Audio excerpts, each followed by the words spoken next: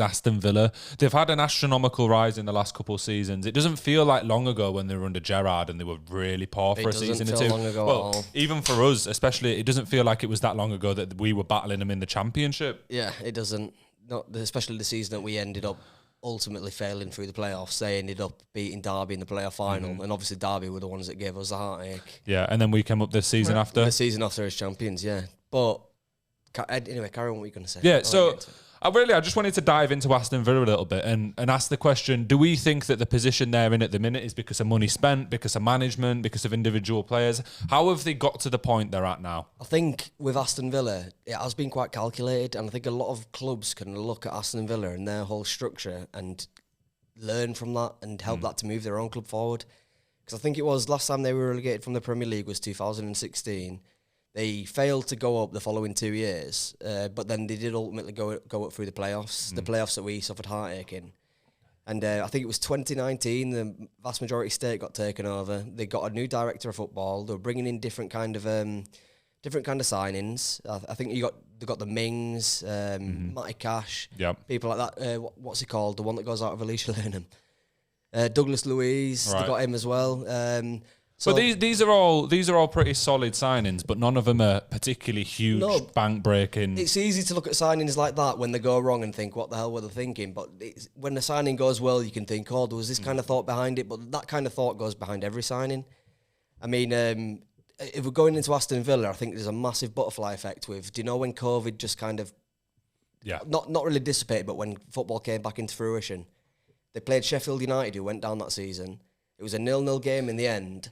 And the goal line technology, they came out and apologised for it, was faulty. I think Sheffield United scored a goal that obviously clearly went over the line. And it didn't work. And it didn't come out. So they drew 0-0. And then on the last day of the season, Aston Villa stayed up by a point. So if that didn't happen, they would have actually been relegated. So you've got to think about the butterfly effect. Where would Aston Villa currently be now if the goal line technology was actually working?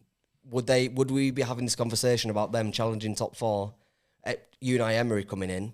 It's just a little bit mental. That's the beauty of football, though, isn't it, really? Yeah, that's why we love the game. And I think, to be honest, it's even more hard to judge because Aston Villa's owners seem like they're doing a fantastic job. So I think even if they would have gone down, they'd have probably come back up very quickly. But obviously, I doubt that would have led to them the only thing you could challenging for the really top four. fault about them is the appointment of Steven Gerrard. Like at the end of the day, we see it time and time again, especially recently with people like Lampard and stuff like that. And Rooney, look at what he's doing at Birmingham. You can't bring in a big name that used to be good at playing football and expect him to be a 10-10 manager. Yeah, Gerrard did not do well at Aston Villa at all. He did. His first, he had 6 months at the start of the season where he looked decent. He took over from Dean Smith, which was already a fluctuating side, and you get a new manager bound. I don't know. I think it's a combination of a lot of things with Villa. I think it's not luck. It's not luck. I think it's been well thought out, but you could say this about any team, realistically, couldn't you? I think they've had the benefit of not being a top six side, so everything that they've been able to do, they've kind of been able to do in the dark up until now. Like, nobody's really been paying attention to what Villa are doing up until kind of recently, where everyone's kind of gone, actually, Villa are a decent side now. So I think they've had the benefit of that. And then I think, the appointment of Unai Emery is obviously massive. And then they've spent that Jack Grealish money really well. Yeah. They got that 100 million from Grealish. And yes, they've got very wealthy owners anyway.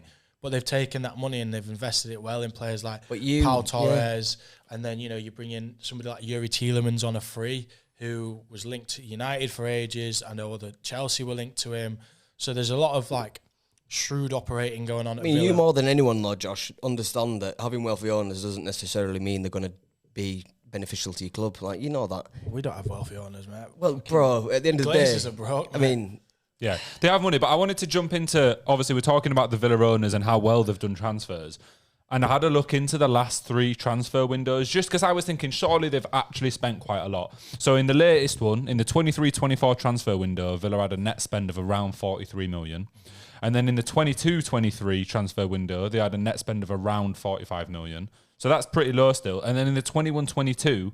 when they first started really pushing in the Premier League, they only had a net spend of 2 million.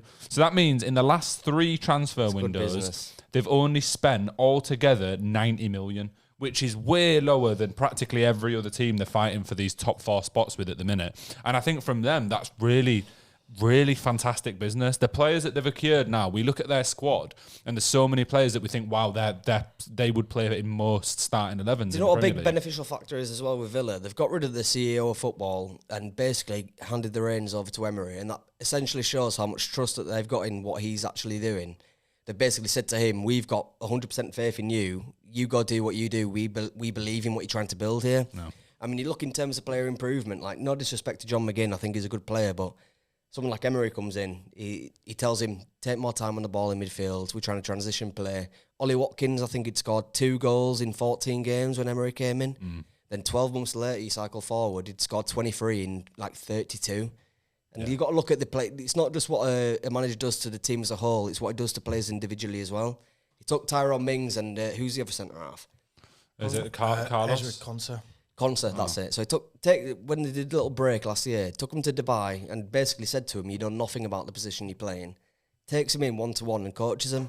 And look at how good they're doing so far, especially at Villa Park. They've had some thumpings away from home, don't get me wrong. They got thumped by Newcastle and by Liverpool as well, respectively. But at home, just beat City. Treble winners. They're doing something right. Their form is unbelievable, and to be honest, I'm kind of shocked by it because I think, in a weird way, the team that they've got, there isn't any superstars. Obviously, Watkins has been having an amazing season this year, but there isn't anyone in that Villa team that's like wow, they are completely levels above the rest of the squad. And it's rare that you see a team like that doesn't have look at Liverpool. As soon as you think of Liverpool, you think of Salah. Yeah. Like Arsenal maybe are along those lines. Would you really say that they have it's Rice Saka. at the minute? I mean, Saka, Rice, but then again, when you've got players like that, it might take away from your perspective the quality that the rest of the team actually does have. Because you look at, like you say, you use an example of Liverpool. You think you look to Salah straight away, don't you? Yeah. But you've got to look at every other player in Liverpool. They do have quality, and the same with Aston Villa. Just because they've not got that one standout player, that's why you might be a little bit more taken aback. Just because they don't have that. I think again that comes back to the fact that they're not a top 6 side. Like, say for example, Ollie Watkins was playing for Chelsea, United, or Tottenham. He would be considered a standout player because of his goal returns at the moment. But I think because he's at Villa, everyone's kind of like, oh, well, he's not. Do you know what I mean? I hate the whole top 6 ideology. I'm not saying he's not on the same level as a Salah or a KDB or a Haaland. They're all playing against the same opponents week in, week out, aren't they? Yeah. But it's that. I mean, Martinez is a great goalkeeper. I think he gets underrated a bit because he's at Villa. I think if he was, I think maybe he was, but after the World Cup performance, he's starting to gain a bit. I'm still with Josh though, because imagine that World Cup didn't come into fruition. Then you look at like keepers. It's like there's such a top 6 bias. Like you look back at it, like even in terms of like we see decisions and stuff like that, you think there's a top 6 bias. No. There's top 6 bias in every single element of the game. If you kind of looked at the start of the season, once we'd signed Onana, obviously things have gone differently now. But a lot of people were putting him as the 3rd best keeper in the league. Before he'd even played a game. Behind Alisson and Edison, which I think is massively disrespectful for Martinez.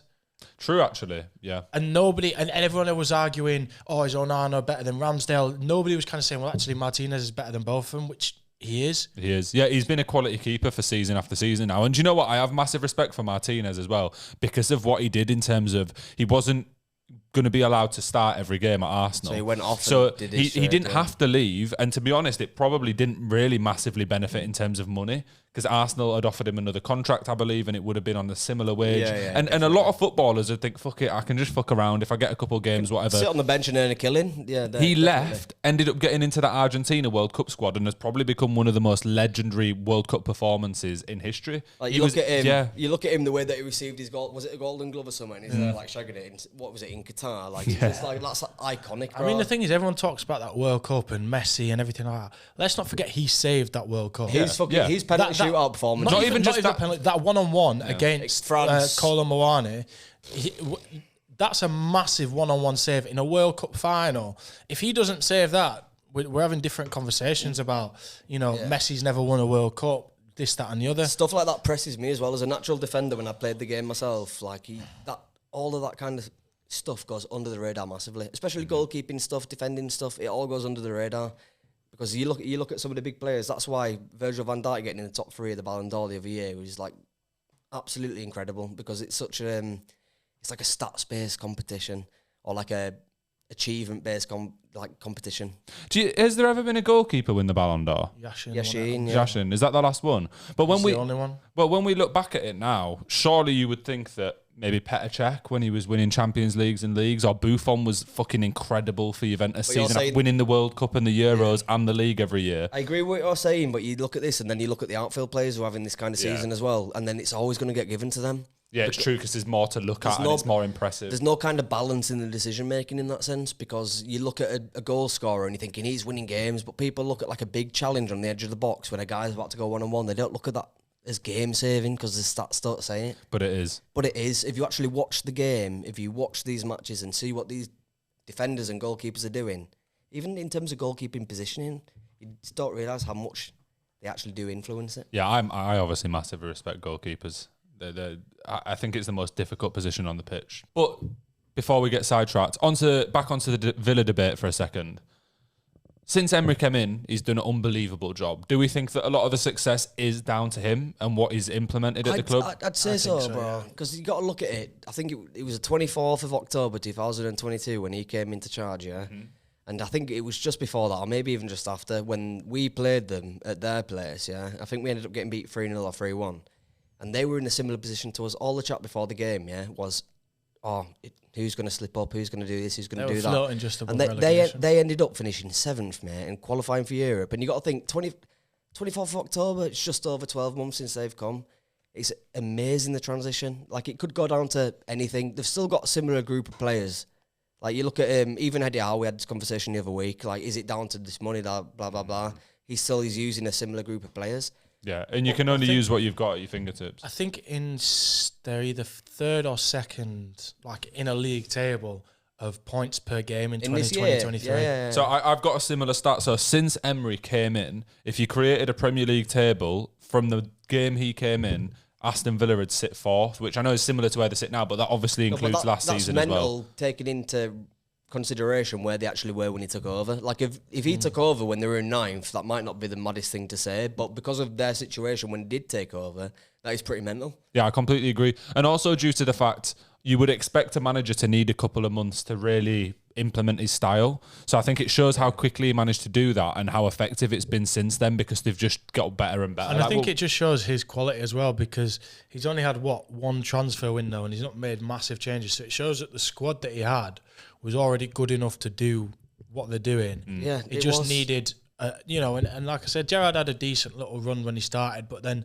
last season, when the season started, he just lost the team. But that's what I mean. It was the early stages of the season when Gerrard took over. It was from Dean Smith, wasn't it? When they just had a poor start, Gerrard comes in and just gets them to a healthy little like mid-table finish.